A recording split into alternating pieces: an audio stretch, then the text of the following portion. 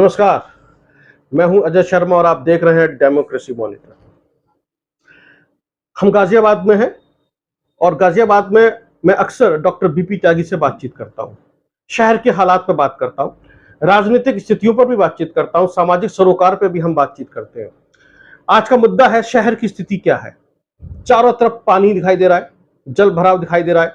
आप गाजियाबाद में UP border से लेकर लालकोन तक चले जाइए, लगभग 14 किलोमीटर का रास्ता है। उसके आसपास कहीं भी घूम जाइए, चारों तरफ आपको पानी ही पानी दिखाई दे रहा है। सड़कें टूटी हुई हैं, जो गड्ढे हैं उनमें पानी भरा हुआ है, सड़कें धंस रही हैं या सड़कें उखड़ रही हैं। पानी की जो स्थिति है जल भराव की, उसने चारों तरफ गंदगी मचा दी है। ऐसे में आदमी सोचता है कि हमारा नगर निगम कुछ अच्छा काम करेगा, लेकिन ऐसा होता हुआ दिखाई नहीं दिया। अगर पॉश कॉलोनी की भी बात करें तो वहां भी यही स्थिति है। किसी ने भी नहीं सोचा था राजनगर एक्सटेंशन के अंदर भी ऐसे हालात हो जाएंगे कि वहां पर भी पानी भर जाएगा। शालीमार गार्डन में के पास एक कॉलोनी है, शालीमार गार्डन सिटी, उसकी भी पार्किंग में पानी भर गया। लोनी के अंदर लगभग 10 फुट के आसपास पानी रिकॉर्ड किया गया है। ये स्थितियां हैं। हम दिल्ली को तो उलाहना देते हैं क्योंकि वहां पर आम आदमी पार्टी की सरकार है, उसकी एमसीडी है, लेकिन गाजियाबाद में तो भारतीय जनता पार्टी की सरकार है। सांसद भी, विधायक भी, मेयर भी और पार्षद भी। और डॉक्टर साहब भी हाल ही में शहर की सरकार बनी है, मेयर बनी है सुनीता दयाल, पहले आशा शर्मा मेयर थी। कैसे देखते हैं शहर के हालात को आप बार बार आवाज उठाते रहे हैं। अपने बराबर में आपके एक पार्क है, उसकी भी सफाई को लेकर कहते रहे हैं। आपने वीडियो भी पोस्ट किया अपने हिंट चौक का, वहां पर भी कुछ नहीं हुआ। तो आखिरकार क्या वजह है कि ऐसी स्थिति बनी हुई है? कैसे देखते हैं? पहली प्रतिक्रिया कहते हैं। एक्चुअल में जो हमारी जनता है, ये उसको सोचना होगा कि हमें वोट किसको देनी है। वोट देने से पहले सोचना बहुत ज़रूरी है। अगर नहीं सोचेंगे तो ये हालात शहर के होंगे। अब हमारे जितने भी जनप्रतिनिधि हैं, वो ये जो वाटर लॉगिंग हो रहा है, जो पानी भर रहा है, इसकी ज़िम्मेदारी किसके ऊपर थोप रहे हैं? जनता के ऊपर। जी। वो क्या कर रही है? वो गंदगी फैल रही है, फेंक रही है सड़कों पे। वो प्लास्टिक फेंक रही है जो कि बैन है। तो ये प्लास्टिक जो बैंड है वो कहाँ से आया है और क्यों आया? बिल्कुल। वो जनता के हाथ में क्यों आया? तो उसको फेंकने के लिए, या जो ये कूड़ा फेंका जा रहा है सड़कों पे, क्या आपकी जो गाड़ियाँ चल रही हैं उस कूड़े को उठाने में सक्षम नहीं है? क्या वो उठाने से पहले कुछ लोगों से पैसा माँगती हैं, जैसा मैंने सुना है कि नहीं हम कूड़ा उठाने का पैसा लेंगे? क्या आपके जो सफाई कर्मचारी हैं वो पैसा माँगते हैं, जो लोग उनसे उठवाना पसंद नहीं करते हैं?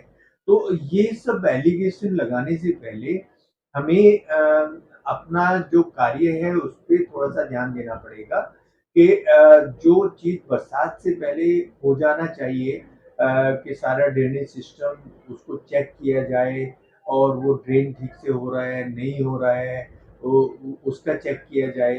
अ, इसमें क्या होता है कि जो आयुक्त हैं, जो अधिकारी हैं, उनके यहाँ म्युनिसिपैलिटी की गाड़ी लगा दी जाती है, पानी निकाल दिया जाता है। पर जो ये सब लोग हैं, क्या वो उनका कोई अधिकार नहीं है जनता के प्रति? उनको जो यहाँ बैठाया गया है, वो जनता के लिए बैठाया गया है या अपने ऐशो और आराम के लिए बैठाया गया है कि आप अपने घरों से पानी निकलवा दीजिए बस, वो ठीक डॉक्टर हो साहब, जाएगा? जिस तरीके की बातचीत हो रही है, हमने देखा कि नगर आयुक्त नितिन गौड़ के भी घर में पानी भर गया। जी। हमने इंदिरापुरम, वैशाली, वसुंधरा ऐसी कॉलोनी में पानी देखा। वहां पर जब चेक किया गया तो पंपिंग सेट पर मोटर भी काम नहीं कर रही थी, पानी जब भर हुआ तब की बात है। सड़क के किनारे जो बिजली के ट्रांसफार्मर रखे हैं उनमें करंट फैलने की भी संभावना है, ये भी हम देख रहे हैं। हम जहां भी नजर दौड़ाते हैं यही सब कुछ दिखाई दे रहा है। और इसके बाद हम देख रहे हैं कि मेयर साहब का बयान आता है, वो कहती हैं कि शहर की जनता जिम्मेदार है। तो एक तरीके से देखा जाए तो जैसे लोग कह रहे हैं कि उन्होंने जो है शहर की जनता को असभ्य, अनसिविलाइज्ड करार दे दिया, कि वो इतने भी तहजीब नहीं जानते कि शहर में रहा कैसे जाए, उनको अपने कर्तव्य नहीं पता, अपना दायित्व नहीं पता। तो वो शहर की जनता को असभ्य और अनसिविलाइज्ड बता रहे हो। आप कैसे देखते हैं इसको? तो वही जनता तो उनको वोट देगी है ना। जी। जो जनता के लिए ऐसे बोला गया है वो जनता उनको वोट दे रही है। तो वो तो उनका जो ये वर्डिक्ट है ये बिल्कुल सही है कि वो समझदार नहीं है, वो असभ्य है, उनको उनको चुनना नहीं आता है अपना प्रतिनिधि। ये तो फैक्ट है। ऐसा उनको बोलना बिल्कुल चाहिए। जी। आपने पिछले चुनाव में, मेयर चुनाव में भी कहा कि आपने नोटा का आह्वान किया था कि यदि आपको उम्मीदवार पसंद है नोटा दबाइए। आपने फिर चेतावनी दी और जब कई बार आपने कहा भी कि मेरे घर हॉस्पिटल के बराबर में पार्क है, इसकी सफाई करवा दीजिए, इसको अच्छा करवा दीजिए, या शहर की और समस्याओं को लेकर भी आपने कहा। तो आखिरकार क्या वजह है कि नगर निगम, जिस तरह से आज की खबरें हैं वो बता रही हैं कि नगर निगम जिम्मेदार है, मेयर जिम्मेदार नहीं है, जनप्रतिनिधि जिम्मेदार नहीं है। ये सब क्या मतलब? एक गोदी मीडिया भी है हमारे आसपास में, देख रहे हैं, जो कि वो बचाने में लग जाता है जनप्रतिनिधियों को। मेन बात ये है कि जो हमारी गवर्नमेंट है, हमारी केंद्र में बीजेपी है, यूपी में बीजेपी है, हमारे शहर में बीजेपी है। जब चारों तरफ बीजेपी है और कोई उसको अपोज नहीं कर सकता, जो अपोज करेगा उसके खिलाफ कुछ ना कुछ कार्रवाई हो जाएगी। तो ये जो यहाँ हम चुन के नेता भेजते हैं इंक्लूडिंग पार्षद जी। वो सब ऐसा समझते हैं कि हम तो जो नेता हैं बीजेपी के हैं और हमें काम तो करना नहीं है, हमें तो पैसे कमाने हैं, सिर्फ इतना है। आपने एक बहुत बड़ी बात कह दी, राजनीति का रोजगारीकरण हो गया, पैसा कमाना है। यदि राजनीति का रोजगारीकरण हो चुका है तो फिर राजनीतिक समाज सेवा कहाँ रह गई? फिर तो सोशल वर्क होगा ही नहीं, क्योंकि इसमें समाज के लिए काम किया जाता है।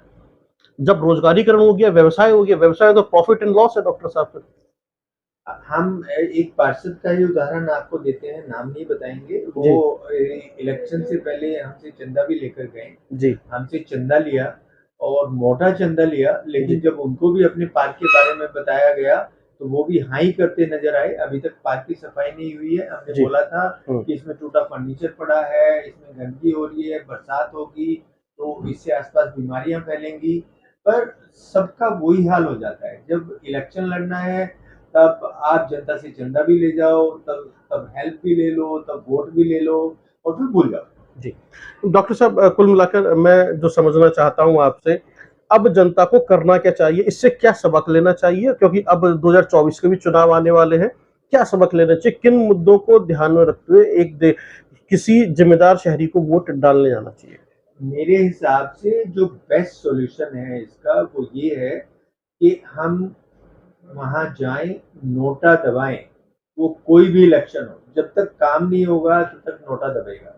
जी। अब उसमें वो किसका भाग्य है, कौन जीतता है कौन नहीं जीतता है, उस बात को भूल जाएं। लेकिन अगर मैक्सिमम नोटा होगा तो इनको ये अकल आएगी कि हम आपके साथ नहीं है अगर आप काम नहीं करेंगे। अगर काम करेंगे तो हम जो काम करेगा उसके साथ। जी। आपने जो बात कही है मैं इसमें थोड़ा सा और स्पष्ट कर दूं। भारतीय संविधान में एक मौलिक अधिकार का जिक्र होता है। मौलिक अधिकार क्या है?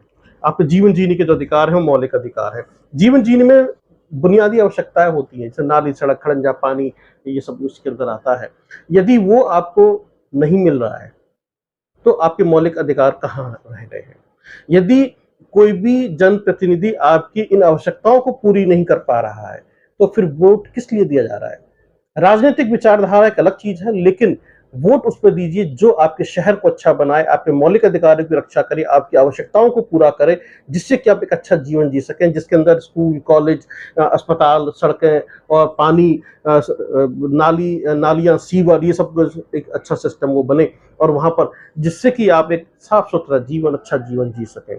अन्यथा आपके पास में भारत सरकार ने, भारतीय संविधान ने, दोनों ने नोटा का ऑप्शन दिया है, और यही लोकतंत्र की खूबसूरती है। उम्मीदवार समझ में नहीं आ रहा, पार्टी समझ में नहीं आ रही, नोटा दबा दीजिए। तभी आप अपने शहर को और अपने देश को एक अच्छा देश और एक अच्छा शहर बना सकते हैं। डॉक्टर साहब, इस बेबाकी से बातचीत करने के लिए बहुत बहुत धन्यवाद। यदि आप हमसे कुछ कहना चाहते हैं तो आप हमें जरूर बताइएगा। अगले एपिसोड में फिर बातचीत होगी और बातचीत करेंगे शहर के किसी न किसी मुद्दे पर। धन्यवाद।